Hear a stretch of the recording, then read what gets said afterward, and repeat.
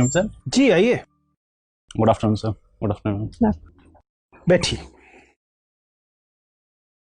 Thank you sir. ये mister Firoz Alam ji और फिरोज आलम, जी जे है कि जेड है, ज है कि ज है?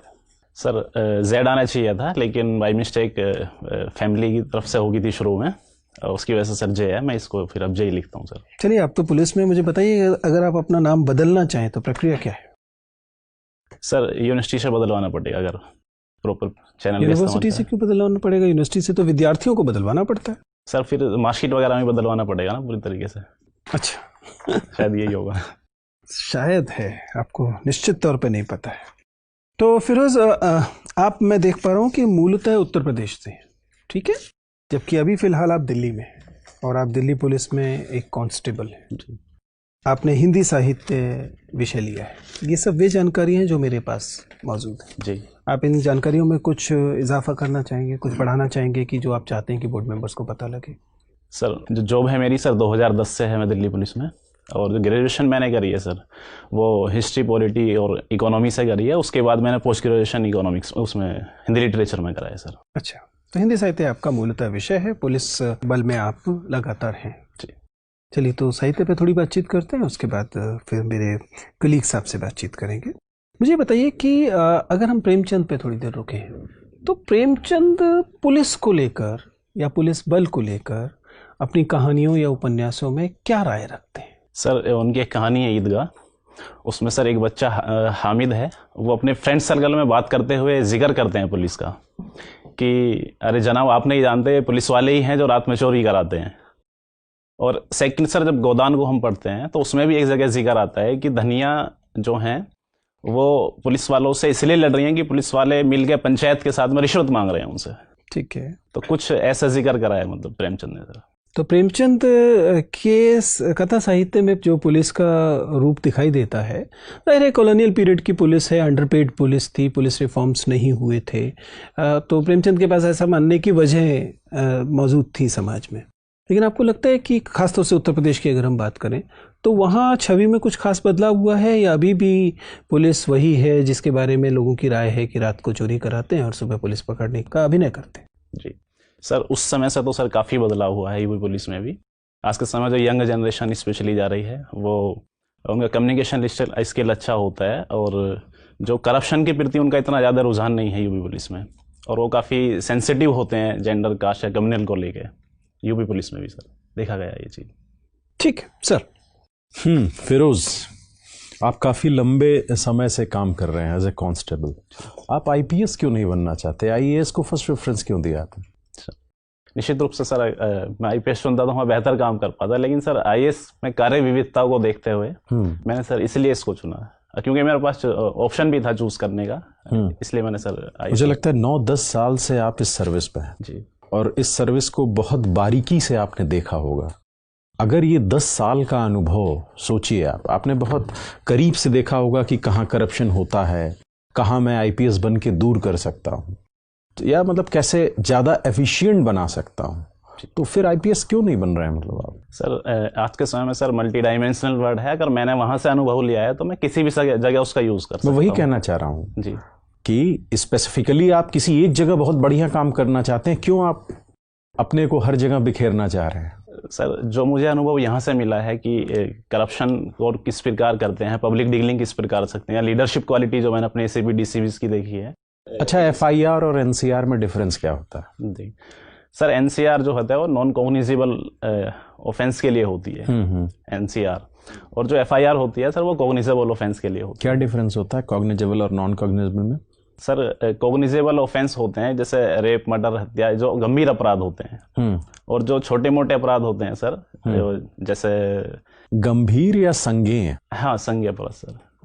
दोनों में अंतर आप कर पा रहे हैं? जी कर पा रहे हैं अंतर आप, मतलब? जी जी थैंक। फिरोज, आप पिलखुआ से आते हैं, पिलखुआ हापुड़ है ना जी। वहाँ से कोई हिंदी के चर्चित नाम कौन है? सर, कुमार विश्वास जी हैं वहाँ से। उनको आप कवि मानते हैं? हाँ सर, कवि मानता हूँ। किस मतलब हिंदी लिटरेचर के आप स्टूडेंट हैं, किस क्राइटेरिया पे वो कवि हैं? सर मैं उनको मंचे कवि मानता हूँ सर। मंची कवि मानते हैं, साहित्यिक कवि ऐसे नहीं मानते? जिनको पाठ्य पुस्तक में रखा जाए? हाँ, मैं मंचे कवि मानता हूँ वो श्रृंगार रस के मंचे उनकी कोई किताब आपने पढ़ी है? नहीं सर, किताब नहीं पढ़ी, बाकी बस 2 किताब उन्होंने लिखी हैं, उनको सुना है और देखा है, बस पढ़ी नहीं मैंने। आप उनसे प्रभावित भी रहते हैं? कुछ मायनों में मैं प्रभावित हूँ। किस मायने में? सर उनकी जो जिंदा दिली है स्पेशली, मैं उससे काफ़ी प्रभावित हूँ।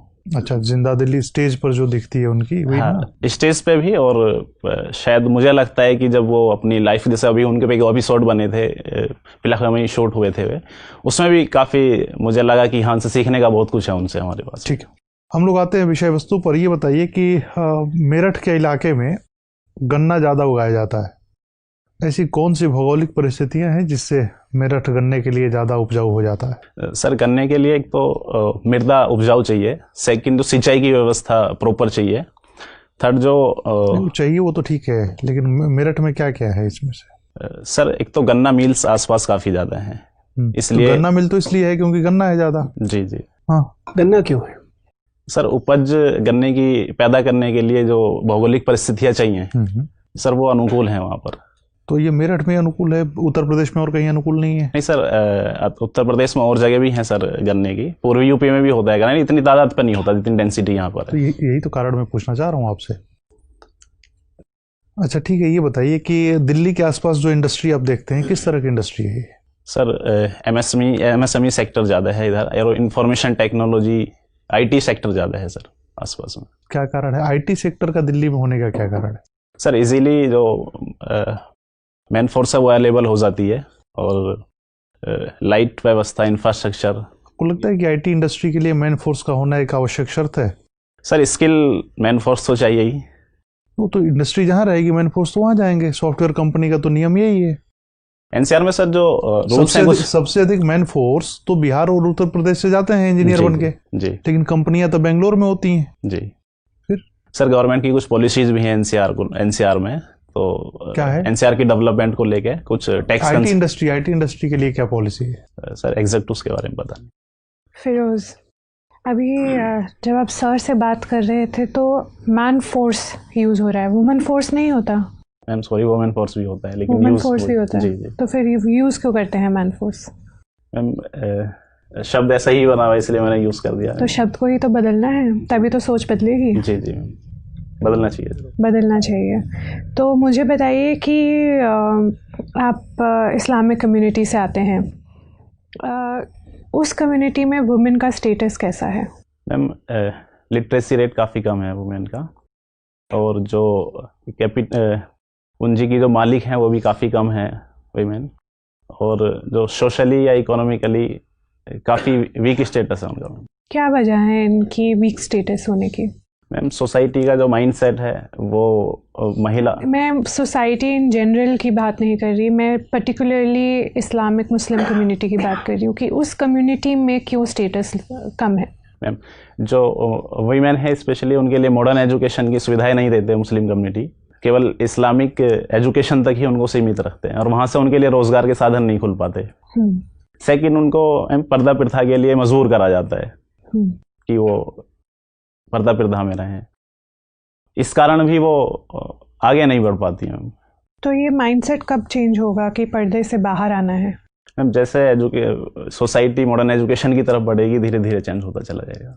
सोसाइटी एजुकेशन की तरफ बढ़ेगी। अभी एक मतलब कंट्रोवर्सी कहें या ट्रोलिंग कहें, ए आर रहमान की बेटी हैं, वो पर्दा रखती हैं, पढ़ी लिखी होंगी, ठीक ठाक पैसे वाले होंगे ए आर रहमान, वो बाय चॉइस करती हैं पर्दा, तो उन लोगों को मतलब वहाँ पे फिर कहाँ कमी रह गई? मैम उनका स्टेटमेंट आया था खदीजा का, उनकी बेटी का, उन्होंने बोला कि मैं बाई चॉइस रखती हूँ। बाई चॉइस कोई रख रहा है तो हमें कोई परेशानी नहीं है, परिधान की स्वतंत्रता है उनको, जो भी वो पहनना चाहती है, लेकिन अगर फोर्स करा जा रहा है तो बहुत गलत है। कई बार उन्होंने तो बाई चॉइस रख लिया, लेकिन कई बार मजबूर करा जाता है कि तुम मुर्खा ओढ़ के जाओगी या स्कार्फ बांध के जाओगी। ईरान में भी हो रहे हैं प्रोटेस्ट कि हमें स्कार्फ नहीं बांधना, लेकिन फिर भी मजबूर करा जा रहा है उनको। ठीक है, एक और टर्म जो यूज़ होता है वो है फतवा पॉलिटिक्स, ये क्या होता है?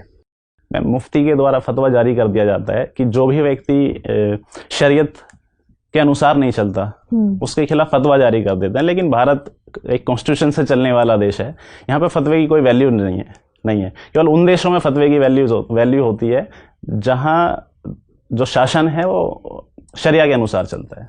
पर यहाँ तो हिंदुस्तान में भी हम आए दिन देखते हैं कि इमाम जो हैं वो कभी बोल देते हैं, फतवा जारी कर देते हैं लड़कियों के पहनावे को लेके। सानिया मिर्ज़ा के अगेंस्ट हुआ था, ठीक है, तो फिर क्यों, अगर उनकी कोई वैल्यू ही नहीं है तो फिर क्या देने का फ़ायदा फतवा? मैम वो कर देते हैं केवल अपनी लीडरशिप दिखाने के लिए, लेकिन उसका कोई मायने नहीं है भारत में। भारत में कॉन्स्टिट्यूशन के अगर दायरे में आप चल रहे हो तो आपको फतवे से डरने की ज़रूरत नहीं है किसी को भी। ठीक है, आप यूपी से आते हैं और अभी इंडिया का बजट भी आया है। यूपी की एक स्कीम है जिसको लेके नेशनल लेवल पे इम्प्लीमेंट किया जाने वाला है इस बजट के तहत। कौन सी वो स्कीम है? सॉरी पढ़ा नहीं है आपने, चलिए कोई बात नहीं, थैंक यू। फिरोज़, आप मुझे ये बताइए कि जो टर्की है ये लगातार भारत के खिलाफ बयान दे रहे हैं, इसके जो प्रेसिडेंट हैं एर्दोगन, और इन्होंने मतलब बहुत सारी आपत्तिजनक बात की है कश्मीर के मामले में। आपको क्या लगता है इनका क्या मंशा क्या है ऐसे बयान देने पर? सर एक मंशा इनकी ये है कि ये मुस्लिम वर्ल्ड की लीडरशिप प्राप्त करना चाहते हैं।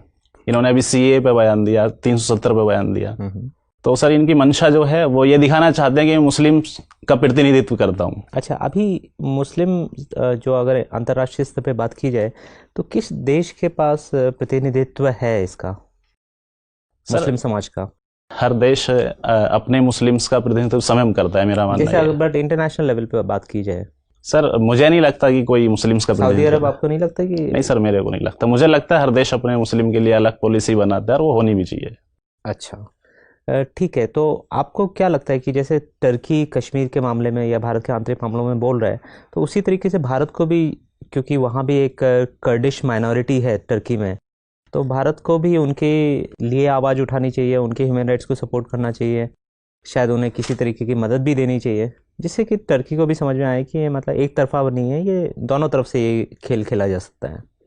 सर इसमें हम उनसे नेगोशिएट कर सकते हैं कि हमारे आंतरिक मामलों में तुम हस्तक्षेप मत करो, लेकिन ये बेहतर पॉलिसी नहीं रहेगी कि हम भी उनके आंतरिक मामलों में हस्तक्षेप करें, बल्कि हम और दूसरे रूट अपना सकते हैं। ट्रेड कम कर सकते हैं, कस्टम ड्यूटी बढ़ा सकते हैं उनके माल पे, या यूएनओ में आवाज़ उठा सकते हैं। ये कुछ आप मुझे ये बताइए कि अभी यूएस ने भारत को डेवलप कंट्री मान लिया है, तो इससे क्या हमें खुश होना चाहिए या हमारे लिए चिंता का विषय है ये? सर ये हमारे लिए चिंता का विषय है। क्यों? कोई अगर आपको मतलब समझदार मान रहा है या मतलब विकसित मान रहा है तो इसमें दिक्कत क्या है? लेकिन सर हमें समझदार और विकसित माने, लेकिन हम है नहीं ना एक्चुअल में। हम तो चाहते हैं अभी तो हम सर चाहते हैं होना, हमारी कस्टम ड्यूटी बढ़ जाएगी, सब्सिडी हम नहीं दे पाएंगे एग्रीकल्चर वगैरह को, तो इसलिए सर हम तो लेकिन ये कब तक हम दूसरे से अपेक्षा रखेंगे कि हम काबिल नहीं हैं तो वो हमें छूट देते रहें? हम तो कभी फिर विकसित हो ही नहीं पाएंगे।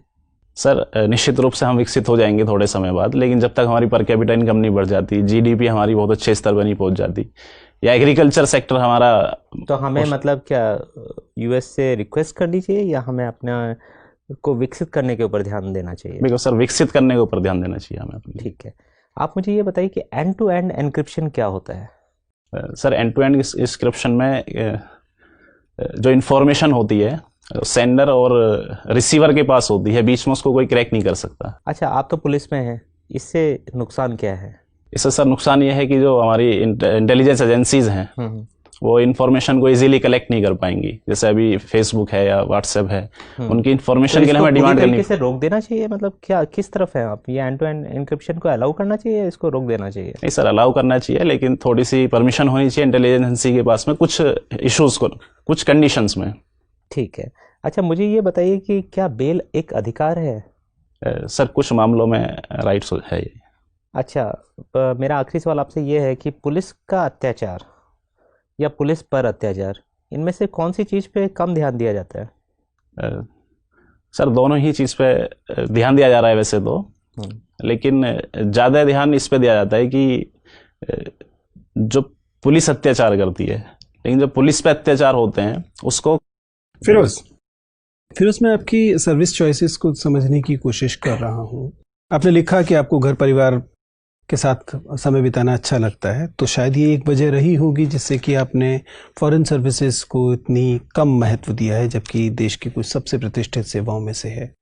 लेकिन अगर यह सिद्धांत भी माना जाए तो फिर ये नहीं समझ में आता कि आप अंडमान निकोबार सर्विस को तो इतना ऊपर महत्व दे रहे हैं कि आपने सारी सेंट्रल सर्विसेज को छोड़कर इस ग्रुप बी सर्विस को वरीयता दी है। आप इतने कॉम्प्लिकेटेड निर्णय प्रक्रिया को क्यों अपना रहे हैं? सर, इसका कारण फैमिली नहीं था। जो जिस क्राइटेरिया पे मैंने इसको पीछे रखा उसका एक कारण ये था कि जो प्रतिनिधित्व देश का करने के लिए फ्लुएंट इंग्लिश चाहिए, मुझे अपने बैकग्राउंड से और अभी तक के स्टडी करने के बावजूद ये महसूस हुआ। दुनिया के कितने देश अंग्रेजी बोलते हैं? आपको जिन देशों में स्थापित किया जाएगा वहाँ अंग्रेजी भाषा होगी तो जरूरी नहीं है। आधी दुनिया तो स्पेनिश और फ्रेंच के भरोसे चलती है, वो तो किसी को नहीं आती भारत। दूसरा कारण सर इसमें यह भी रहा, जब मैं इसको 15 नंबर पर मैंने इसको भरा, कि जब मेरे पास ऑप्शन है ऑलरेडी देश में ही काम करने का अपने ही देश के लिए। फिर आपने डेनिक्स क्यों भरा? वो तो आपको अंडमान निकोबार पर टक देंगे। पिलखुआ वालों को तो स्पेलिंग करने में भी दिक्कत होगी। देश ही तो अंडमान निकोबार भी, चाहे कितनी दूर सही, अपने देश में ही तो काम कर रहे हैं हम। तो फिर आपने ग्रुप बी सर्विस को ग्रुप ए की सर्विस से ऊपर क्यों रखा? सर कुछ सर्विस ऐसी थी जो दिल्ली में इजीली अवेलेबल थी, मैंने कुछ इसलिए सर उनको ग्रुप बी को नहीं, लेकिन ऐसी कई सारी सर्विसेज जिनमें अधिकतर समय आपको दिल्ली में रहना होगा, उन्हें आपने नीचे रखा है। आर्मी हेडक्वार्टर सर्विसेज हैं या सेंट्रल सेक्रेटरीट की जो सर्विसेज हैं, उन सब में तो आप लगातार दिल्ली में रहते हैं, उन्हें भी आपने महत्व नहीं दिया। उसकी जगह पे आपने डेनिक्स जैसी सर्विस को रखा जो कि एक ग्रुप ही सर्विस है। सर दानिश इसलिए रखा कि मैं ऑलरेडी पुलिस में काफी समय मैंने बिताया है। लेकिन आईपीएस के दौरान आपने इस तर्क को स्वीकार नहीं किया? मैंने उसमें सर जब आईएएस के लिए मैंने फर्स्ट प्रेफरेंस थी, उसकी कार्य विविधता देखी, उसके बाद फिर सर सेकंड मैंने आईपीएस रखा, और आईआरएस रखने के बाद फिर मैंने सोचा कि मैं किसको रखूं। फिर मेरे यहाँ पे कि मेरे 10 साल का वर्क एक्सपीरियंस मुझे काम आए, इसलिए मैंने दानिश को ऊपर रखा। सर आप बहुत कंफ्यूज हैं। फिरोज, आप ओबीसी हैं? EWS sir. ईडब्ल्यूएस है। अभी हाल में सरकार ने जो ये सीमा है आय की, इसे ओबीसी के मामले में बढ़ाने की बात की है, जबकि लगता ही है कि शायद ये और कम की जानी चाहिए थी। सुना है कि 11 से 12 लाख की आमदनी शामिल की जाएगी। जाहिर है कि फिर ईडब्ल्यूएस में भी की जाएगी। आपको क्या लगता है कि यह कदम एक सकारात्मक कदम है या यह है रिप्रेजेंटेशन को इलीट्स तक सीमित कर देगा? सर मुझे लगता है कि 8 लाख की इनकम जो क्रीमी लेयर की सीमा है वो बिल्कुल अभी फिलहाल की स्थिति में बिल्कुल ठीक है सर। उससे अगर ऊपर हम इसको बढ़ाते हैं तो मुझे लगता है कि रिजर्वेशन उन लोगों को भी मिलेगा जिनको ज़रूरत नहीं है रिजर्वेशन की। 8 लाख की सीमा सर इस समय बिल्कुल ठीक लगती है। ठीक है, फिर आपसे बात करके अच्छा लगा। आप जा सकते हैं। Thank you. Thank you.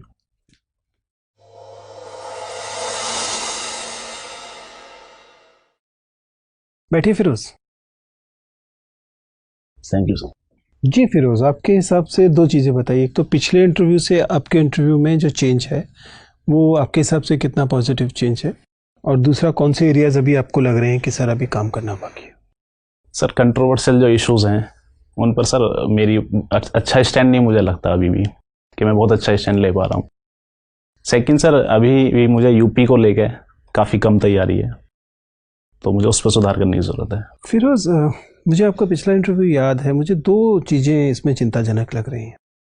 पहली बात तो ये है कि आपका जो लर्निंग कर्व है, तब से अब तक सीखने का जो कर्व होना चाहिए, वो उतना पॉजिटिव नहीं दिखाई दे रहा है जितना मैं उम्मीद कर रहा था। आप समझ पा रहे हैं मेरी आपत्ति क्या? मैं ये नहीं कह रहा कि आपका इंटरव्यू खराब है। इंटरव्यू अच्छा जा रहा है, बैठ ठीक से रहे हैं, आप स्माइल अच्छे से कर रहे हैं, आपके बोलने का अच्छा है। पहले ही आपको बताया कि बोर्ड मेंबर्स आपको लेकर बहुत एक्साइटेड होंगे, considering that a constable trying to become a IAS officer. जिस तरह की हार्डशिप्स होती हैं उसके साथ में आपने काम किया, उसको लेकर एक बोर्ड मेंबर्स पॉजिटिव होंगे आपके साथ। और लेकिन ये सब बातें पिछले इंटरव्यू में भी थी, ठीक है ना? तब से अब तक आपका जो लर्निंग दिखाई देना चाहिए था, एक आध जगह को छोड़कर बाकी जगह पे वो अभी उतना प्रोमिनेंटली नहीं दिखाई दे रहा है। जिनमें से एक बात तो आपने खुद ही बताई कि जो कंट्रोवर्शियल या इन न्यूज़ जो विषय होंगे उन पर राय रखते समय आप ज़्यादा ईमानदारी दिखाने के चक्कर में लॉपसाइडेड व्यू दे रहे हैं। आप समझ पा रहे हैं? जी। आप ईमानदार राय देना चाहते हैं, जो कि देनी भी चाहिए, लेकिन ईमानदार राय देने के चक्कर में आप दूसरे पक्ष को के जो तर्क हैं उनको दे ही नहीं रहे। आप समझ पा रहे हैं? आप जिस सर्विस में पिछले 1 दशक से हैं, you should take pride in that service which you do. मैं क्यों कह रहा हूँ? क्योंकि मैंने पिछला इंटरव्यू आपका देखा था और मुझे लग रहा है कि पिछले इंटरव्यू से अब तक जो बदलाव पॉजिटिव होना चाहिए था वो उस पैमाने पे नहीं हुआ है, लेकिन उस पैमाने पे नहीं हुआ है जिस पैमाने पे मैं अपेक्षा कर रहा था। ठीक है ना? अभी आपके पास थोड़ा सा और समय है, उस पर थोड़ा सा और देख लीजिए। ये क्वालिफायर्स आप अगर लगाएंगे, ये क्वालिफायर्स बोलते हैं इन्हें, जब हम एक वाक्य बोल रहे हैं लेकिन उसके साथ में एक शर्त लगा दे रहे हैं, एक चीज़ जोड़ दे रहे हैं, तो इस तरह से आप वाक्य बनाएंगे तो वाक्य एक तो ज़्यादा संश्लिष्ट वाक्य बनेगा, दूसरा आपके बारे में पॉजिटिव राय बनेगी, तीसरा ये जो एक तरफ का निरर्थक झुकाव दिखाई दे रहा है वो समाप्त हो जाएगा। ठीक है, उस पर आप विचार कर सकते हैं। ऐसे ही किसी किसी जगह पर आपका नॉन वर्बल कम्युनिकेशन, आपको पहले मैंने भी कहा था कि स्माइल आपकी अच्छी है, लेकिन आप उस स्माइल को किसी किसी जगह पर गलत जगह पर इस्तेमाल कर। बाकी चीज़ें बाय एंड लार्ज ठीक हैं। ओबीसी पर आपका स्टैंड ठीक था, नेम चेंज पर पता होना चाहिए था, नेम चेंज पर आपने बिल्कुल एकदम हवाई तुक्का दिया, वो नहीं देना चाहिए था। ठीक है ना, बाकी चीज़ें मेरे हिसाब से ठीक जा रही हैं। मतलब पहले से ऐसा नहीं है कि परफॉर्मेंस गिर गई है, या एक आध मामले में गिरी होगी तो 4 मामलों में उठी भी है, लेकिन मैं उम्मीद कर रहा था लर्निंग कर्व लगातार पॉजिटिव रहेगा। बहुत ज़्यादा सुझाव तो नहीं ले रहे हो बीच में? सर मॉक इंटरव्यू दिए हैं 2-4 और मैंने। हाँ, तो ये प्रॉब्लम तब आती है जब खासतौर से फर्स्ट अटेम्प्ट करने वालों के साथ आती है कि जब वो बहुत सारी रायों को अपने इंटरव्यू में इनकॉर्पोरेट करने की कोशिश करते हैं तो कॉन्फ्लिक्ट्स आते हैं। वो एक चीज़ को कर रहे होते हैं तो दूसरी चीज़ लूज हो रही होती है। थोड़ा सावधान रहिए। ठीक सर। ठीक है।